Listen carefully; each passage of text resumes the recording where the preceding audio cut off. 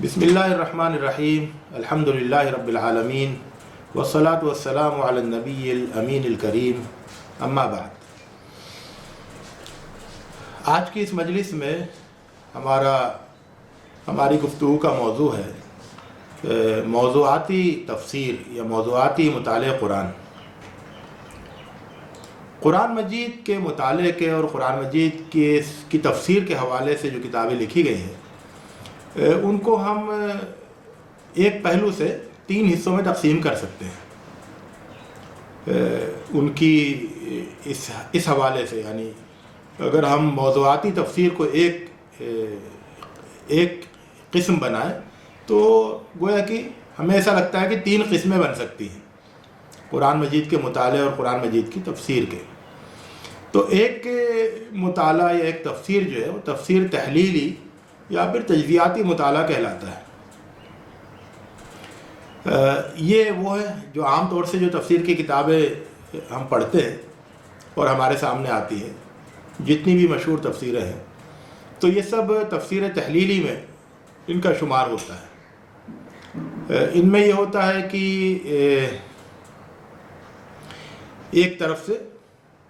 ایک آیت لی جاتی ہے، اس آیت پر اس کے ایک ایک لفظ پر گفتگو ہوتی ہے اور مختلف پہلوؤں سے گفتگو ہوتی ہے۔ اس کی کوئی قید نہیں ہے کہ کتنے حوالوں سے گفتگو کی جا سکتی ہے۔ تو آپ دیکھیں گے بعض تفسیروں میں ہے کہ جب بسم اللہ الرحمن الرحیم سے قرآن مجید کا آغاز ہوتا ہے تو صرف بسم اللہ الرحمن الرحیم پہ سب سے پہلے بے پر گفتگو ہوتی ہے کہ بے کس کی نوعیت کیا ہے اور اس بے سے پہلے وہ کیا چیز ہے جس سے اس بے کا تعلق ہے۔ اس کے بعد پھر اسم پر گفتگو ہوتی ہے اور پھر اللہ لفظ الجلالہ پر گفتگو ہوتی ہے، پھر الرحمن اور الرحیم پر گفتگو ہوتی ہے، ان کی آپس کی ترکیب پر گفتگو ہوتی ہے، ان کی لفظی حیت پر گفتگو ہوتی ہے، لفظی ساخت پر گفتگو ہوتی ہے، پھر ان کے درمیان جو فرق ہے کہ الرحمن اور الرحیم کے درمیان کیا فرق ہے، اس پر گفتگو ہوتی ہے، اور اس پر بھی گفتگو ہوتی ہے کہ ان دونوں کا ذکر کیوں کیا گیا۔ تو اس طرح سے آپ دیکھیں گے کہ صرف بسم اللہ الرحمن الرحیم پر اچھی خاصی طویل گفتگو ہوتی ہے، پھر سورہ فاتحہ شروع ہوتی ہے تو پھر سورہ فاتحہ کے حوالے سے گفتگو ہوتی ہے، سورہ فاتحہ کے ناموں پر گفتگو ہوتی ہے، سورہ فاتحہ کی پہلی آیت الحمدللہ رب العالمین تو ال پر گفتگو ہوتی ہے کہ اس کی نوعیت کیا ہے، حمد پر گفتگو ہوتی ہے کہ اس کا مفہوم کیا ہے، حمد میں، شکر میں، مدح میں ملتے جلتے الفاظ میں فرق کیا ہے۔ تو اس طرح ہم یہ دیکھتے ہیں کہ یہ جو تحلیلی تفسیر ہے یا تجزیاتی مطالعہ قرآن ہے، اس میں بہت سارے پہلوؤں پر گفتگو ایک طرف سے ہوتی ہے، ایک ایک آیت کو لے کر اور آیت کے ایک ایک ٹکڑے کو لے کر۔ تو ایک طریقہ یہ ہے اور یہ بہت زیادہ رائج ہے، اور ہمارا عام طور سے جو تفسیر کا تراث ہے یا جو ہمیں ورثہ ملا ہے تفسیر قرآن کے نام پر، اور اس دور میں بھی جو زیادہ تر تفسیریں لکھی گئی ہے تو وہ سب جو ہے وہ عام طور سے وہ تفسیر تحلیلی کے ضمن میں آتی ہیں۔ ہمارے یہاں جو قرآن مجید کی تفسیریں پڑھائی جاتی ہے یا قرآن مجید پڑھایا جاتا ہے بہت سارے مدارس میں، تو اس میں بھی طریقہ جو ہے وہ اسی کا اختیار کیا جاتا ہے، تجزیاتی طریقہ اور تحلیلی طریقہ۔ اسی طرح سے جو ہمارے عموماً درس قرآن ہوتے ہیں، اجتماعی مطالعہ قرآن ہوتے ہیں، اس میں بھی تفسیر تحلیلی کے طریقے کو اختیار کیا جاتا ہے۔ کچھ آیتوں کو لے لیا جاتا ہے، ان آیتوں پر ایک طرف سے گفتگو ہوتی ہے، اور جیسا کہ میں نے بتایا کہ پھر یہ گفتگو ہر پہلو سے ہوتی ہے، لغت کے پہلو سے، لغت کے قواعد کے پہلو سے، بلاغت کے پہلو سے، فقہ کے تعلق سے، اور دیگر شریعت کے احکام جو اس سے نکلتے ہیں، علم کلام کے حوالے سے، تو مختلف حوالوں سے گفتگو ہوتی ہے اور وہ اس طرح سے ہوتی ہے۔ تو یہ ایک طریقہ ہے قرآن مجید کی تفسیر کا اور قرآن مجید کے حوالے سے گفتگو کا۔ دوسرا طریقہ وہ ہے جسے ہم اعجاز القرآن کے نام سے موسوم کرتے ہیں، یعنی قرآن مجید کا اعجاز پر مبنی مطالعہ اور اعجاز کو ظاہر کرنے والا مطالعہ۔ تو اس میں یہ ہوتا ہے کہ قرآن مجید کے اندر جو خوبیاں ہیں، جو قرآن مجید کے کمالات ہیں، انہیں بیان کرنے کے لیے انہیں بیان کیا جاتا ہے۔ تو یہ جو قرآن مجید کا اعجاز ہے، اعجاز کا مطلب ایک تو یہ ہوتا ہے کہ کوئی ایسی بات کہی جائے جو تو کوئی دوسرا اس طرح سے نہیں لے آ سکے، کوئی ایسی خوبی بیان کی جائے کہ کوئی دوسرا اس طرح کی خوبی بیان نہیں کر سکے۔ لیکن ہم یہ دیکھتے ہیں کہ جب قرآن مجید کے اعجاز پر گفتگو ہوتی ہے تو وہ اس میں بہت سارے پہلو آتے ہیں۔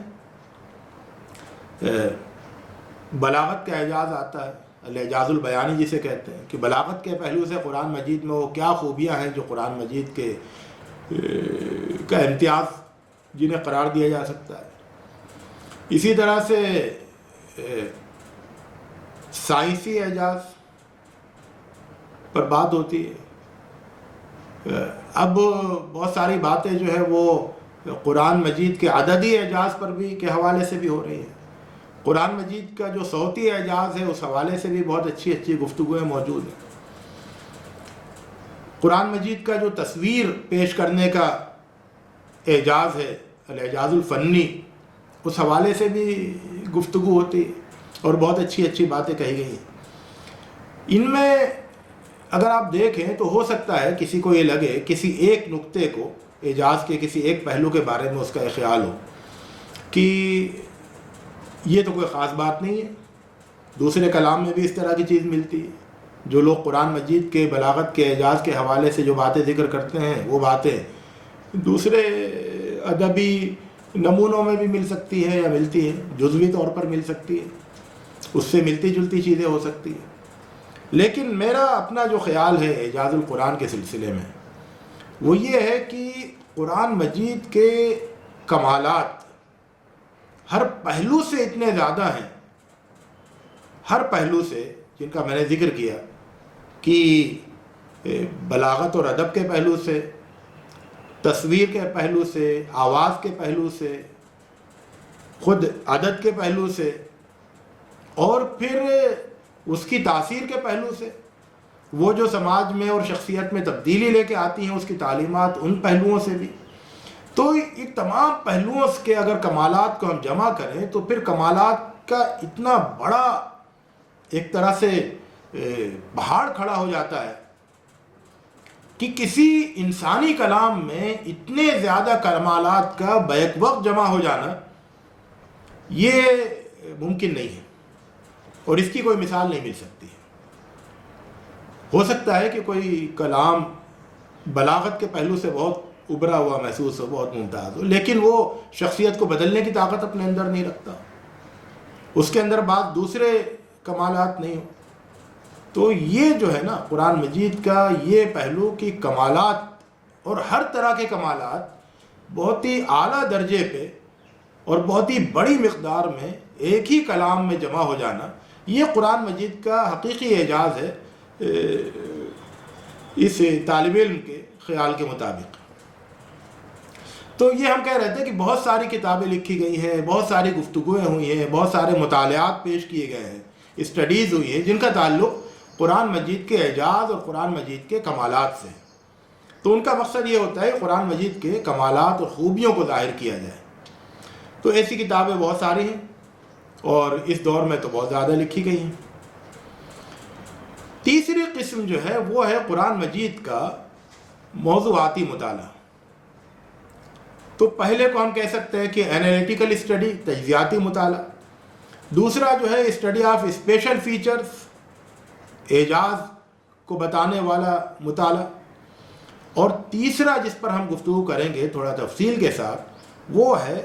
موضوعاتی مطالعہ یعنی تھیمیٹک اسٹڈی۔ موضوعاتی مطالعے کا مطلب یہ ہے کہ قرآن مجید کے کسی ایک موضوع پر سیر حاصل گفتگو کی جائے اور یہ دیکھا جائے کہ کسی ایک موضوع پر قرآن مجید کیا گفتگو کرتا ہے۔ دیکھیں دونوں پہلو ہیں اور دونوں قرآن مجید کے موضوعاتی مطالعے کے تحت آتے ہیں۔ ایک پہلو یہ ہے کہ قرآن مجید نے ایک موضوع کو چھیڑا ہے تو اس موضوع پر ہم قرآن مجید کی روشنی میں گفتگو شروع کریں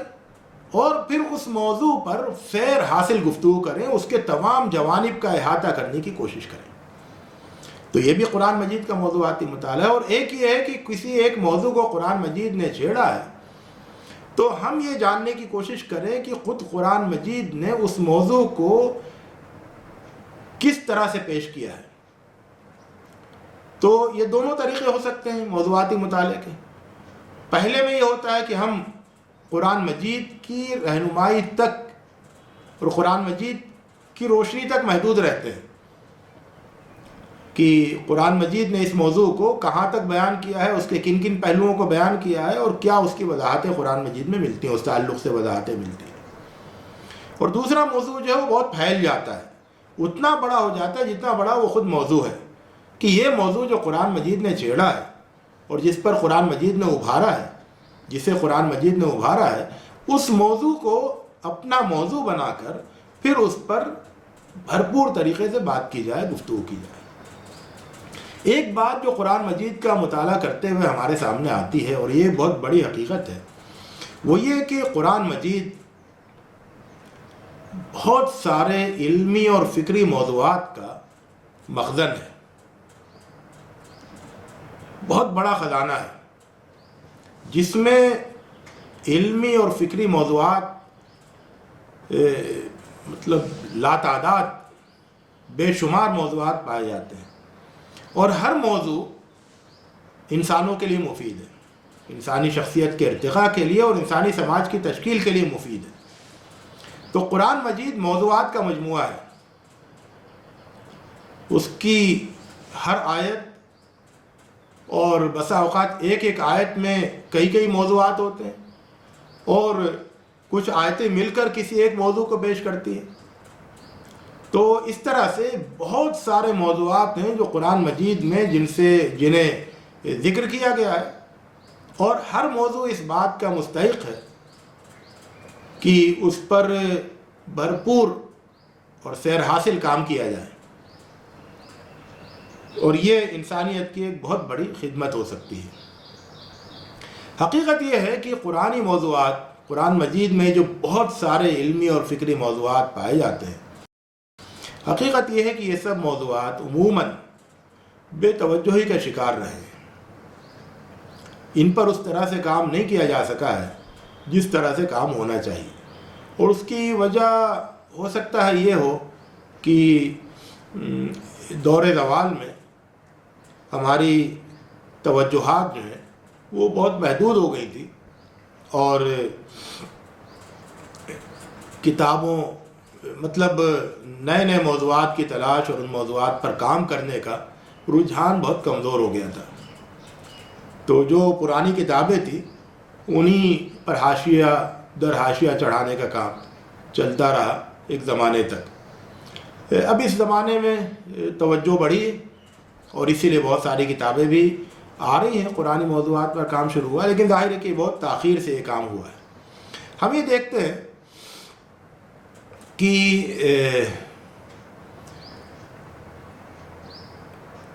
کسی موضوع پر دنیا کے کسی خطے میں اور بطور خاص اسلامی دنیا سے باہر کہیں پر کوئی کام ہوتا ہے، ہم اس کام کو جب پڑھتے ہیں اس سے متاثر ہوتے ہیں اور اس کو مفید پاتے ہیں، تو ہم یہ دیکھتے ہیں، نوٹ کرتے ہیں کہ یہ موضوع، اس کی بنیاد تو قرآن مجید میں موجود ہے۔ قرآن مجید میں اس موضوع پر کو ابھارا گیا ہے، چھیڑا گیا ہے، اور اس موضوع پر پھر ہم یہ کہتے ہیں کہ یہ جو کتاب فلاں مصنف نے لکھی ہے اور جو کہ پوری دنیا میں مشہور ہوئی ہے، اس کتاب کے موضوع پر تو گفتگو قرآن مجید کر چکا ہے، یہ تصور تو قرآن مجید پیش کر چکا ہے، ایسا ہم کہتے ہیں۔ لیکن یہ بات ظاہر ہے کہ یہ بات اپنی جگہ صحیح بھی ہو سکتی ہے کہ ہاں وہ موضوع فلاں مشہور کتاب میں یا مفید کتاب میں جس پر گفتگو کی گئی ہے، سیر حاصل گفتگو کی گئی ہے، وہ موضوع قرآن مجید میں موجود ہے۔ لیکن سوال یہ ہوتا ہے کہ کیا ایسا نہیں لگتا کہ ترتیب الٹ گئی ہے؟ لوگ ایک موضوع پر کام پورا کر لیتے ہیں، پھر ہم اس موضوع کی سند اور اس کی بنیاد قرآن مجید میں تلاش کرتے ہیں۔ ہونا تو یہ چاہیے تھا کہ ہم قرآن مجید میں جاتے، قرآن مجید میں موضوع کے لیے موضوع کا پودا قرآن مجید میں سے لیتے، بیج وہاں سے لیتے، اور اس کے بعد پھر اس موضوع پر پھر ہم پورا ایک بڑا درخت پرورش کر کے اور اپنی محنت اس میں لگا کے ایک پورا ایک تناور درخت تیار کرتے، اور پھر ہم یہ کہتے ہیں کہ یہ موضوع ہم نے قرآن مجید سے لیا تھا، اس موضوع پر پھر ہم نے اپنی عمر صرف کی، اپنی توانائیاں فکری اور علمی توانائیاں لگائی، اور بالآخر پھر ہم نے اس موضوع کو جو ہے اس تناور درخت کی شکل میں اور اس ایک مکمل موضوع کی شکل میں، ایک مکمل علم کی شکل میں ہم نے دنیا کے سامنے پیش کیا۔ تو اس طرح ہو نہیں رہا ہے۔ اس کا مطلب یہ ہے کہ قرآن مجید کے جو موضوعات ہیں وہ شدید بے توجہی کا شکار ہیں اور کافی عرصے سے شکار رہے ہیں۔ اگر آپ دیکھیں قرآن مجید میں کہ بہت ہی جو بنیادی تعلیمات ہیں، جو بنیادی احکام ہیں، جو اس بات کا تقاضا کرتے تھے کہ اس پر بہت تفصیل کے ساتھ کام ہونا چاہیے تھا، اس پر بھی کوئی قابل ذکر کام نہیں ہوا۔ جیسے قرآن مجید میں یہ کہا گیا سورہ شورى میں کہ وَأَمْرُهُمْ شُورَىٰ بَيْنَهُمْ، ان کے معاملات، ان کے آپس کے معاملات ان کے درمیان مشورے سے طے پاتے ہیں۔ تو یہ بہت بڑا اصول تھا، شورائیت کا اصول، خاص طور سے مشترک معاملات میں باہمی شورائیت کا اصول، یہ بہت بڑا اصول تھا، اور اس اصول پر اس کو موضوع بنا کر ایک پورے سیاسی سماجی ایک نظام کی تشکیل دی جا سکتی تھی، اس کے پورے خد و خال واضح کیے جا سکتے تھے، ایک پورے کلچر کا تصور پیش کیا جا سکتا تھا، شورائیت کے کلچر کا تصور۔ لیکن یہ بہت ظاہر ہے کہ افسوس کی بات ہے کہ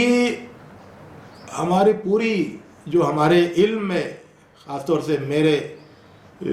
مجھے اس طالب علم کی معلومات کی حد تک شورائیت کے موضوع پر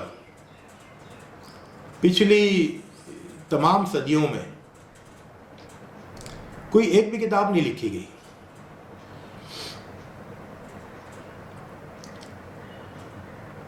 اور اس موضوع پر کسی کتاب میں کوئی باب بھی مختص نہیں کیا گیا، شورائیت کے موضوع پر کوئی فصل بھی شاید ہی مشکل سے ملے کسی کتاب میں، چھوٹی سی فصل۔ گویا کہ یہ موضوع مسلمانوں کی ہماری کاوشوں کا، ذہنی توانائیوں کا موضوع بن ہی نہیں سکا۔ اس کی کیا وجہ ہے یہ الگ بات ہے، لیکن یہ کہ ہم نے اس بہت ہی اہم موضوع کو جو مکی صورت میں نازل ہوا تھا اور بہت بڑا موضوع بن سکتا تھا، ہماری پوری اجتماعی زندگی پر محیط ہوتا ہو، اس موضوع پر ہمارے یہاں کوئی کام نہیں ہوا۔ اب حال میں کچھ کتابیں آئی ہیں، اور ظاہر ہے کہ وہ بھی بالکل ابتدائی نوعیت کا کام ہے، کوئی بڑا قابل ذکر کام اس موضوع پر ہمارے یہاں نہیں ہوا۔ اسی طرح جب قرآن مجید کہتا ہے فَأَصْلِحُوا بَيْنَ أَخَوَيْكُمْ سورۃ الحجرات میں کہ تم اپنے بھائیوں کے آپس کے تعلقات کو بہتر بناؤ، تعلقات درست کرو، تعلقات کو بہتر بناؤ، تو یہ پورا ایک موضوع ہے۔ تعلقات کو بنانے کا، تعلقات کو سنوارنے کا ایک فن وجود میں آنا چاہیے تھا ہمارے درمیان قرآن مجید کے اس حکم پر عمل کرنے کے لیے کہ یہ کام کیسے کیا جائے، اس کے نفسیاتی پہلو کیا ہیں، اس کے سماجی پہلو کیا ہیں، اور اس کی ٹیکنکس کیا ہیں، تدبیریں کیا اختیار کی جا سکتی ہیں، رکاوٹیں کیا پیش آتی ہیں، چیلنجز کیا ہیں، کس طرح سے ان کو عبور کیا جائے، اور کس طرح سے ایک بہتر اجتماعیت تشکیل دی جائے جس میں کہ اس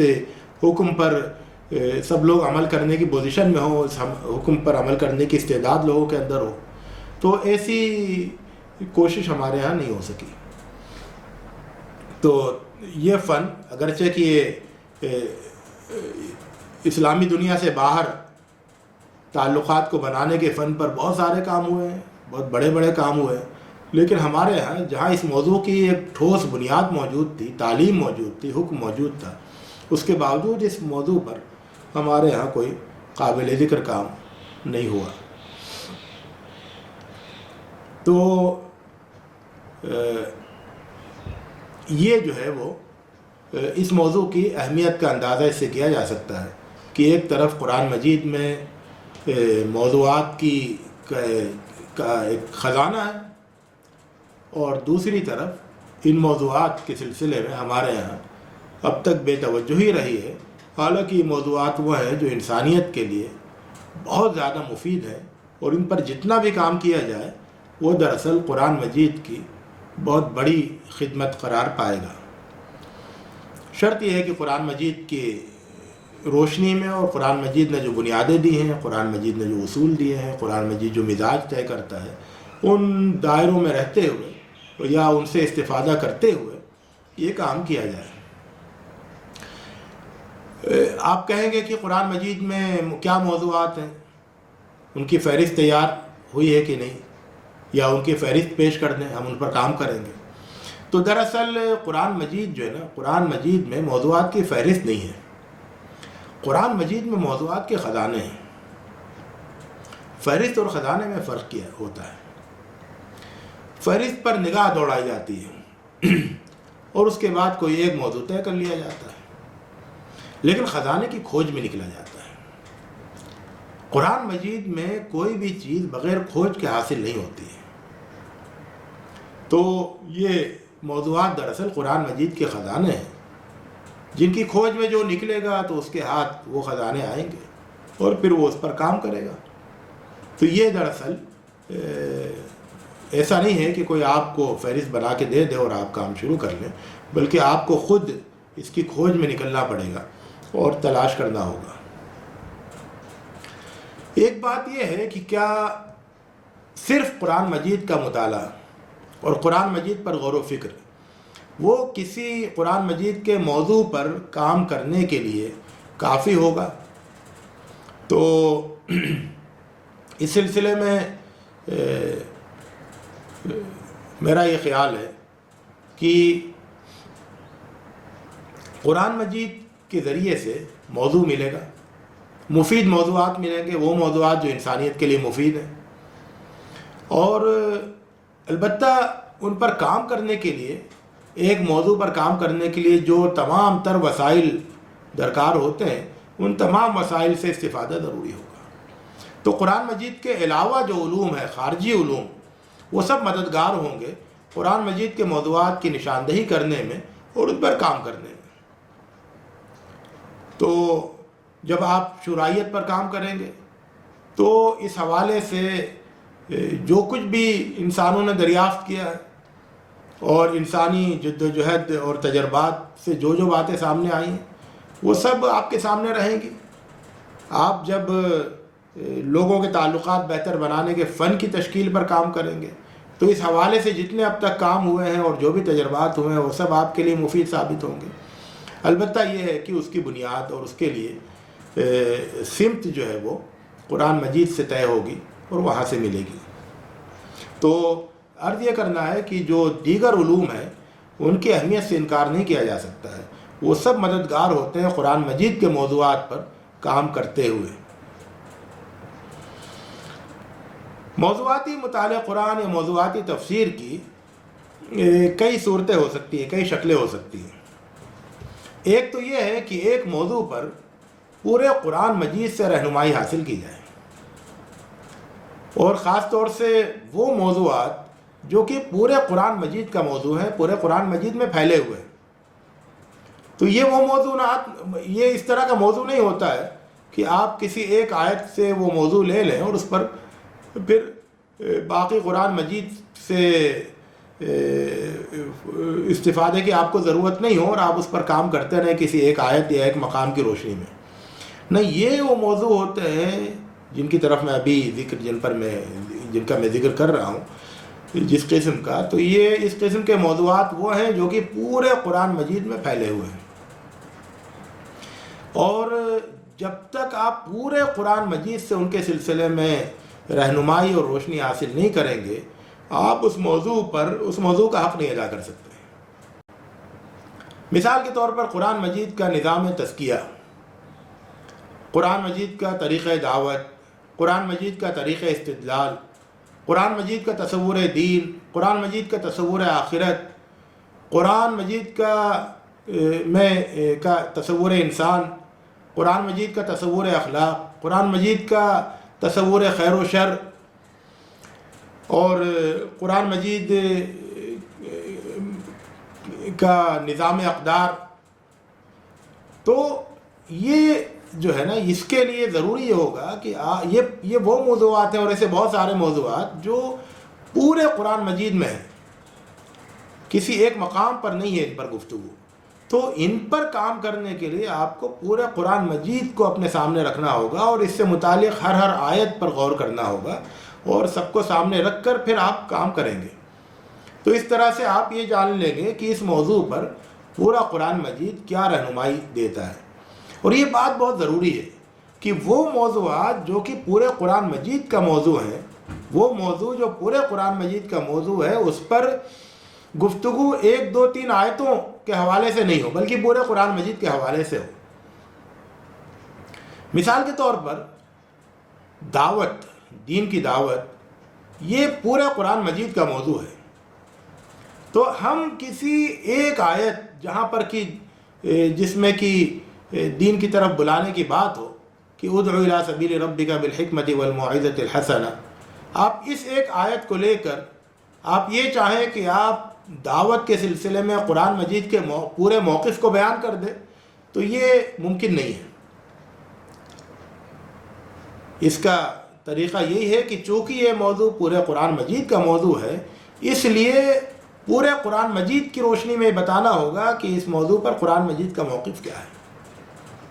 اقامت دین کے حوالے سے جو گفتگویں ہوتی ہیں، وہ عام طور سے جو میں نے دیکھا ہے وہ یہ کہ کسی ایک آیت کو، انقیم الدین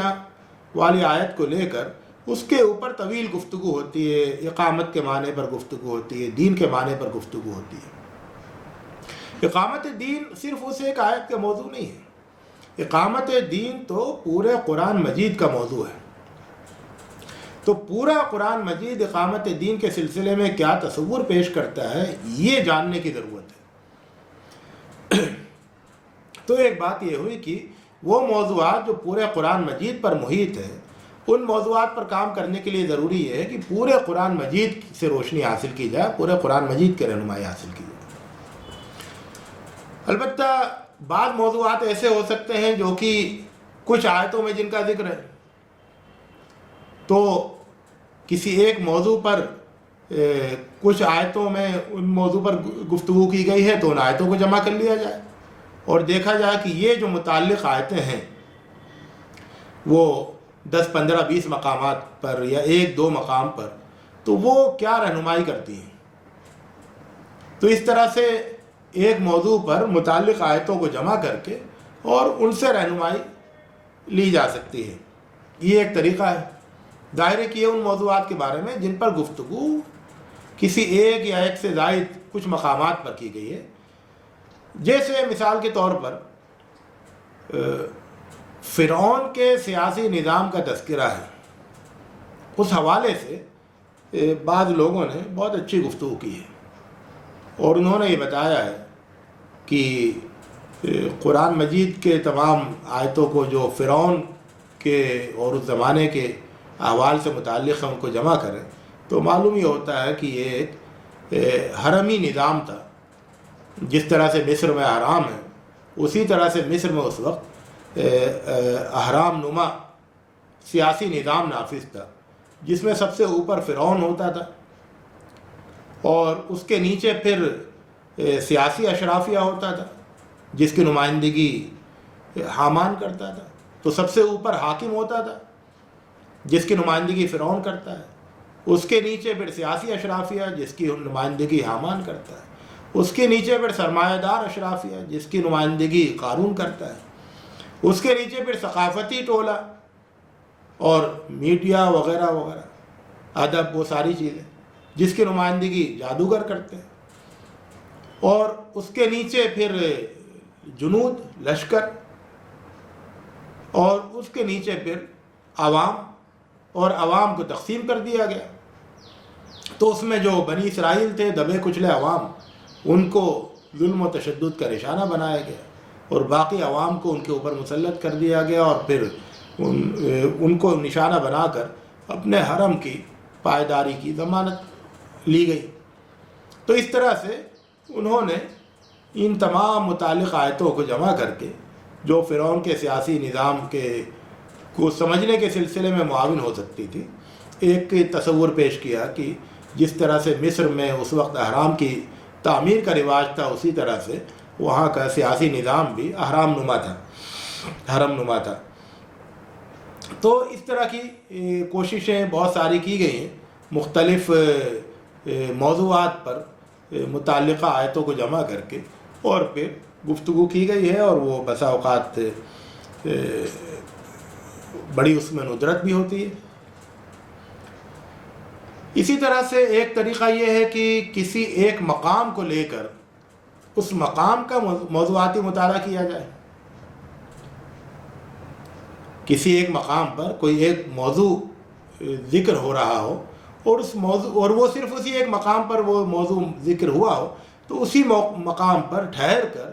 اور طویل قیام کر کے دیکھا جائے کہ وہاں پر اس موضوع پر کیا کیا گفتگو کی گئی ہے۔ مثال کے طور پر سورہ یوسف کی جو آیتیں ہیں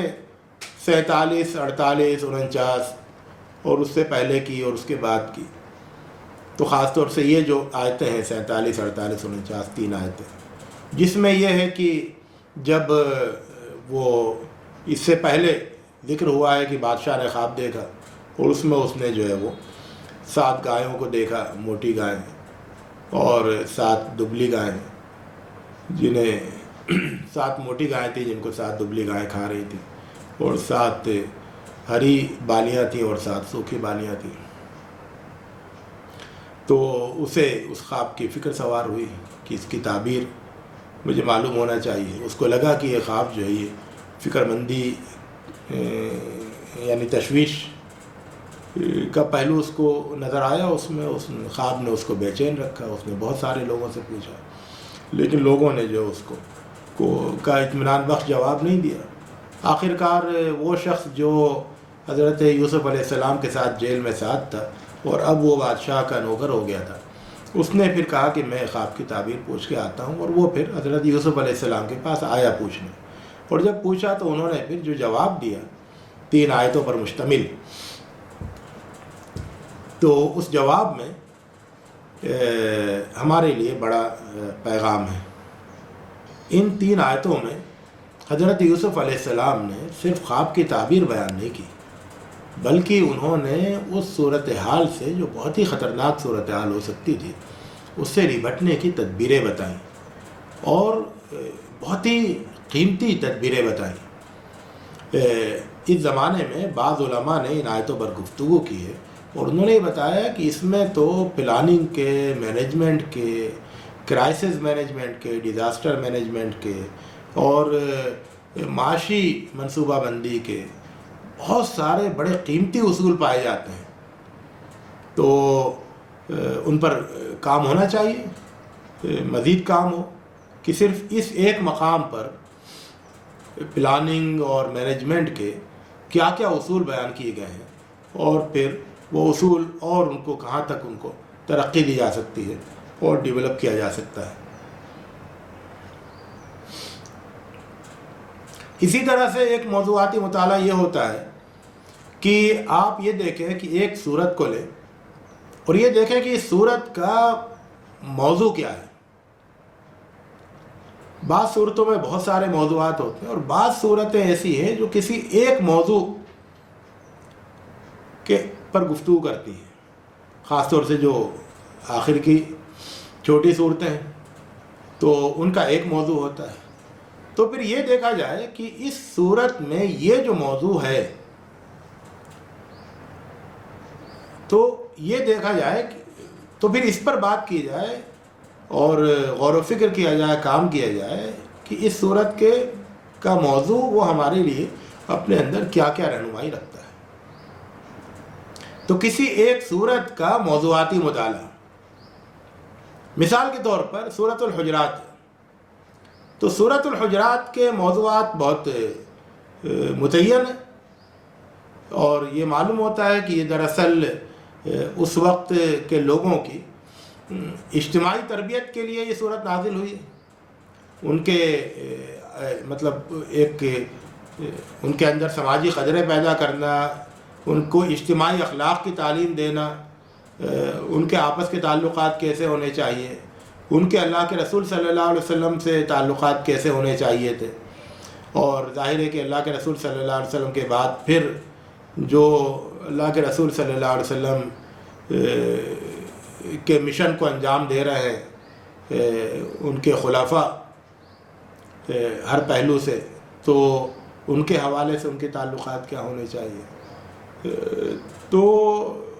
تعلقات کے حوالے سے اور ایک اجتماعی تشکیل کے حوالے سے سورۃ الحجرات میں گفتگو کی گئی ہے۔ تو سورۃ الحجرات کا مطالعہ، موضوعاتی مطالعہ کیا جائے اور یہ دیکھا جائے کہ کیا کیا پہلو بیان کیے گئے ہیں، اور یہ سب پہلو سب مل کر کس طرح سے ایک بہترین، ایک مربوط اور متماسک، ایک باہم ایک مضبوط معاشرے کی کس طرح سے تشکیل کرتے ہیں۔ اسی طرح سے آپ سورۃ الحدید کو دیکھیں کہ سورۃ الحدید میں جو ہے وہ تزکیہ نفس اس کا خاص موضوع ہے۔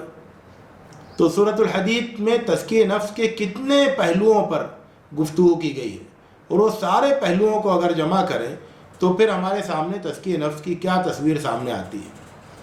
تو یہ ایک پہلو ہو سکتا ہے۔ ایک بات ہمیشہ سامنے رہنی چاہیے قرآن مجید کے موضوعات پر کام کرنے کے لیے، وہ یہ کہ قرآن مجید کسی بھی موضوع پر قرآن مجید کی رائے جو بنائی جائے وہ قرآن مجید کی روشنی میں بنائی جائے۔ تو پہلے موضوع پر قرآن مجید کی رائے بنائی جائے، قرآن مجید کی روشنی میں بنائی جائے، اس کے بعد پھر خارجی محنت اور خارجی مواد سے موضوع کی تکمیل کی جائے۔ ایسا نہیں ہو کہ رائے پہلے باہر بنا لی جائے، اس پر سارا کام کر لیا جائے، اور اس کے بعد پھر اس کو قرآنی دکھانے کے لیے اس کے اوپر قرآن مجید کی کچھ آیتیں چسپاں کر دی جائیں، یہ بتانے کے لیے کہ یہ قرآنی موضوع ہے۔ یہ قرآنی موضوع نہیں ہے، اس پہ کچھ قرآن کی آپ نے آیتیں چسپاں کر دی ہیں۔ یہ موضوع تو آپ نے قرآن مجید سے دور رہ کر تیار کیا ہے، اس کے اندر قرآن مجید والی روشنی نہیں ہے پورے موضوع میں، پورے کام میں۔ موضوع پورا باہر تیار ہوا ہے، اس کا سارا مواد باہر سے لیا گیا ہے، اس کا پورا نقشہ کار باہر بنایا گیا ہے، اور اس کے بعد صرف اس کے اوپر جو ہے آیتیں چسپاں کر دی گئی۔ جس طرح سے لوگ گھر بناتے ہیں، گھر بنانے کے بعد پھر اوپر جو ہے وہ ھذا من فضل ربی لکھوا دیتے ہیں، تو اس طرح سے وہ اسلامی گھر تو نہیں ہوتا ہے۔ تو اسی طرح سے کچھ آیتیں چسپاں کر دینے سے کوئی موضوع یا کوئی کام جو ہے یا کوئی علمی منصوبہ، فکری منصوبہ وہ قرآنی نہیں ہو جاتا ہے۔ اس کے لیے ضروری ہے کہ پورا کام جو بنیادی کام ہے وہ قرآن مجید کی روشنی میں کیا جائے، اور قرآن مجید کے موقف کو معلوم کر کے اس کے مطابق کیا جائے۔ تو موقف قرآن مجید کا ہونا چاہیے، پھر کام جو ہے آپ باہر کا مواد لے کر کریں اس موقف کی مزید وضاحت اور تفصیل اور تطبیق کے لیے۔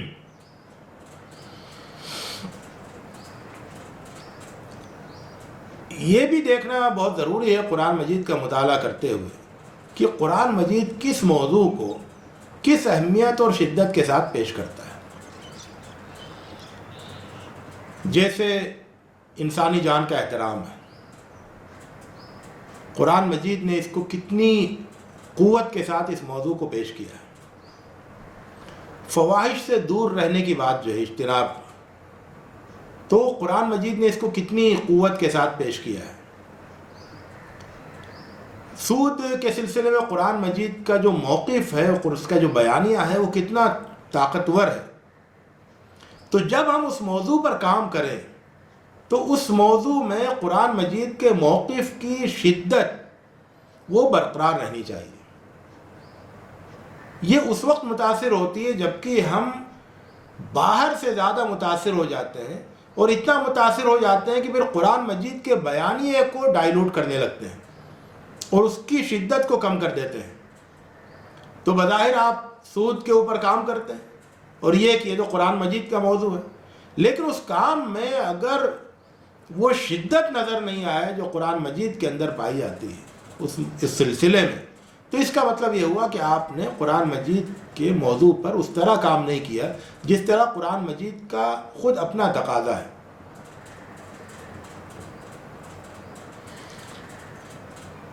تو ایک بات جس کی طرف پہلے بھی اشارہ ہو چکا ہے اور مزید اس پر وضاحت کی ضرورت ہے، وہ یہ کہ جب آپ کسی موضوع پر قرآن مجید کا موقف معلوم کریں تو پھر یہ ضرور دیکھیں کہ پورا قرآن مجید کیا کہتا ہے. اگر کسی ایک مقام پر آپ نے کوئی ایسی رائے اختیار کر لی کسی ایک مقام پر اپنے تدبر کی روشنی میں، جو رائے ہے تو قرآن مجید کے ایک مقام سے ہی لی ہوئی لیکن وہ پورے قرآن مجید سے ہم آہنگ نہیں ہے، تو اس کا مطلب یہ ہوا کہ آپ کے فہم میں کوئی کمزوری ہے. کیونکہ قرآن مجید کا کوئی بھی ایک مقام وہ پورے قرآن مجید سے مخالف نہیں ہو سکتا ہے، مختلف نہیں ہو سکتا. قرآن مجید کی بہت بڑی خوبی ہے کہ وہ ایک مکمل اور آپس میں ہم آہنگ کتاب ہے. یہ محکم کتاب ہے، متشابہ کتاب ہے، اور متشابہ اس معنی میں کہ اس میں ہر چیز دوسری چیز سے ہم آہنگ ہے، ملتی جلتی ہے اور سب ایک معیار کی ہے، ایک رخ پر ہے، ایک ہی سمت میں ہے. تو اگر کوئی کسی ایک آیت سے کوئی ایک مفہوم کسی نے نکالا جو پورے قرآن مجید سے ہم آہنگ نہیں ہو رہا ہو، تو اس کا مطلب یہ ہے کہ اس نے وہاں پر اس سے کوئی غلطی ہوئی ہے. جیسے اگر کسی نے یہ کہا کہ لا یضرکم من ضل علیکم انفسکم لا یضرکم من ضل اذا اہتدیتم، کہ تم اپنی فکر کرو، اگر تم ہدایت پر ہو تو گمراہوں کی گمراہی تمہیں نقصان نہیں پہنچائے گی. تو اس کا مطلب اس نے یہ نکال لیا، جیسا کہ روایتوں میں بھی آتا ہے کہ بعض لوگوں نے ایسا مطلب نکالا حضرت ابوبکر رضی اللہ تعالیٰ عنہ کے زمانے میں، تو حضرت ابوبکر رضی اللہ تعالیٰ عنہ نے ان کی تنبیہ کی.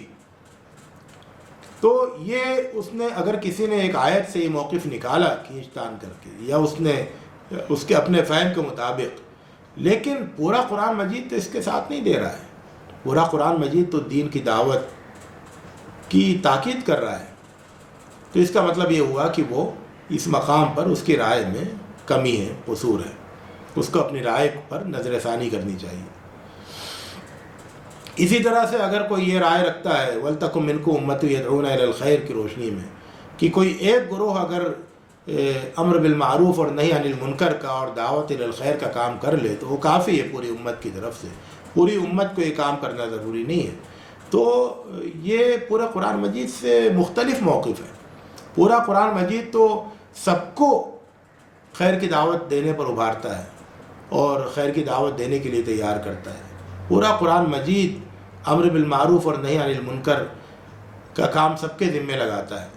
تو کچھ لوگوں کے ذمے لگانے والا مفہوم وہ پورے قرآن مجید سے ہم آہنگ نہیں ہے. اس کا مطلب یہ ہوا کہ وہاں پر مفہوم کو سمجھنے میں کوئی غلطی ہو رہی ہے. تو یہ آج ہم نے اس موضوع پر یہ گفتگو کی ہے قرآن مجید کے موضوعاتی مطالعے اور موضوعاتی تفسیر کے حوالے سے. اس موضوع پر کام ہوا ہے ابھی حال میں، بہت سارے لوگوں نے کتابیں لکھی ہیں، اور ایک پوری انسائکلوپیڈیا تفسیر الموضوع لسور القرآن الکریم کے حوالے سے شائع ہوئی ہے عربی زبان میں. بہت مفید ہے، بہت ساری اس میں چیزیں جمع کر دی گئی ہیں. ہماری یہ ذمہ داری ہے اگر ہم اپنے قرآن مجید سے ہم اپنا علمی اور فکری رشتہ قائم کرنا چاہتے ہیں، قائم رکھنا چاہتے ہیں، تو ہم جائزہ لیتے رہیں کہ کتنے قرآنی موضوعات ہمارے غور و فکر میں اس وقت ہیں.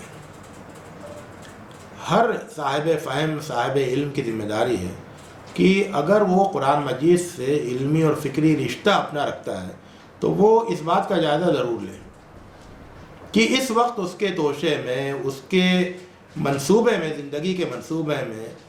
کتنے قرآن مجید کے موضوعات ہیں جن پر وہ غور و فکر کر رہا ہے، جن پر وہ کام کر رہا ہے۔ تو اس طرح سے گویا کہ ہر ایسے شخص کے پاس ہمیشہ کچھ موضوعات ایسے رہنے چاہیے، قرآنی موضوعات، جن پر وہ غور و فکر کرتا ہو اور علمی کام کرتا ہو۔ اور اسی طرح سے جو دوسرے آپ کے احباب ہیں جو تحقیق کا اور تخلیق کا ذوق رکھتے ہیں، تو ان کو بھی شوق دلائیں کہ وہ بھی کسی نہ کسی ایک قرآنی موضوع کو اپنے تحقیقی اور تخلیقی منصوبوں میں ضرور شامل کریں، اس پر علمی اور فکری کام کریں، اس پر کوشش کریں۔ اور ہو سکتا ہے کہ کسی ایک موضوع پر کوئی ایک شخص اپنی پوری زندگی کے لیے اختیار کرے اور اپنی پوری زندگی اس پر کام کرتا رہے، اور بالآخر اس کا حاصل زندگی ایک قرآنی موضوع پر ایک بہت اچھا کام ہو۔ تو اگر ایسے بہت سارے لوگ آگے بڑھ جائیں تو بہت سارے قرآنی موضوعات پر بہترین کام سامنے آ سکتے ہیں۔ لیکن اس کے لیے ضروری ہے کہ ہر آدمی اپنے علمی اور فکری منصوبوں میں کچھ قرآن مجید کے موضوعات کو ہمیشہ شامل رکھے اور ہمیشہ غور و فکر کا موضوع ان کو بنائے رہے اور ان کے سلسلے میں قرآن مجید کی روشنی اور رہنمائی کو تلاش کرتا رہے۔ اللہ رب العزت سے دعا ہے کہ وہ ہمیں قرآن مجید سے